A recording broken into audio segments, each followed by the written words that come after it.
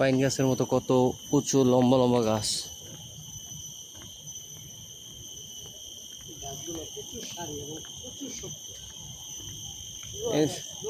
এই দেখেন পানি পান করার জন্য আরো একটা জায়গা এমন পার্কের ভিতরে বহুত আছে। পানি খাই না একটু মামা? পানি আসলে কি ঠান্ডা নাকি দেন তো? ঠান্ডা নাকি নর্মাল? ঠান্ডা পানি আসলে ঠান্ডা পানি তো। আবার রেস্ট করার জায়গা আছে সামনে, আরো পুরনো পুরনো প্রাচীন অনেক গাছ। এখানে ফোর্ট ক্যানিং হেরিটেজ একটা জুয়েলারি আছে, আমরা এই জুয়েলারিটাও আজকে ভিজিট করার চেষ্টা করব। এই জায়গাটাতে আমি তার আগের বার ভ্রমণ করেছি।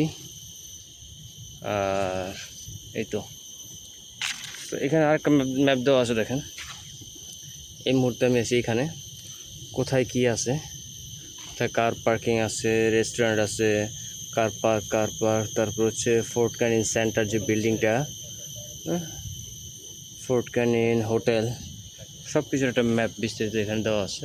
এবং রাস্তা যেতে যেতেও সব জায়গায় এরকম খুঁটির মতো করে দেওয়া আছে। সো আরেকটু সামনে যাই আপনাদের দেখা।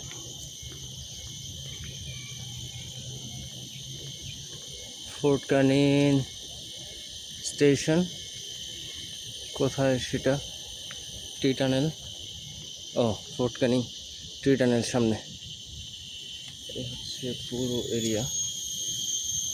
একজন পড়তেছে এখানে, সামনে ঝিঝি পোকার ডাকে আরও একদম চমৎকার একটা পরিবেশ।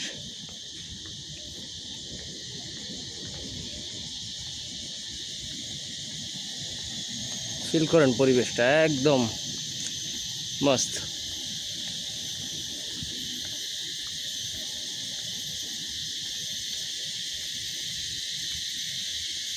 বসার জায়গা, সারি সারি বসার রেস্ট করার জায়গা।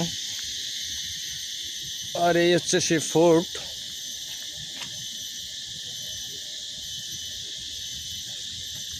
এই ফোর্টটা অনেক আগে যুদ্ধকালীন সময়ের একটা নির্দেশনা, এখানে বিস্তারিত দেওয়া আসছে। আমি দেখি, এই দেখেন একটা প্রাচীন, কত প্রাচীন গাছ। ওই যে সামনে আরও একটা অনেক বয়স্ক গাছ। এটা হচ্ছে Fort Canning gate. Fort Canning একটা দুর্গ ছিল আগে, সেই দুর্গের গেট, 1900 শতকের। এটা ন্যাশনাল আর্কাইভ অফ সিঙ্গাপুরের একটা অংশ। সো এই গেটটা দিয়ে, এই সাউদি ভাই এইদিকে ঘুরতে পারবেন।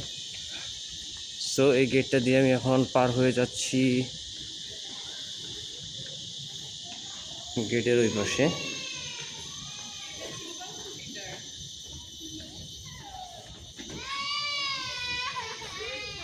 ওই যে গাছে উঠে দেখেন কাজ করতেছে অনেক টুরিস্ট।